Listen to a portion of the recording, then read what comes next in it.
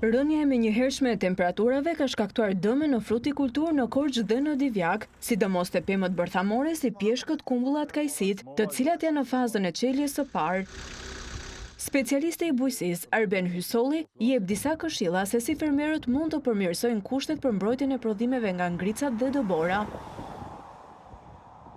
Pra e rritur frekuenca e ngjarjeve ekstreme të motit, si shkak i ngrohjes globale, dhe duke qenë kështu, fermerët ndodhen her pas here të papërgatitur nga këto situata, por në aspektin e këshillave teknike janë ndezja e zjarreve duke krijuar tymnaja mjergulle me mjete rrethanore që mund të kenë fermerët, sikurse kashte e lagur, kartonë të lagur, shkarpa, përdoren edhe pompat centrifugale, të cilat krijojnë rrymë ajri që bën rreth 3 gradë rregullim të temperaturës.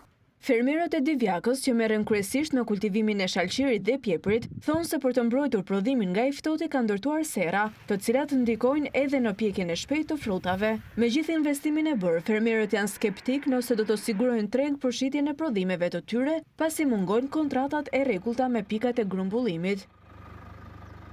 Do të mbyllet ky me plasmasa.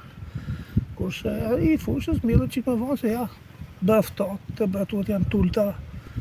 Prishet të nëtohet, është kosto e madhe. Dhe 250 lek, hajtë se për e vlen, për më poshtë nuk kanë interes, ka kosto, ka plasmasa, ka hekura, ka zorë, të tash.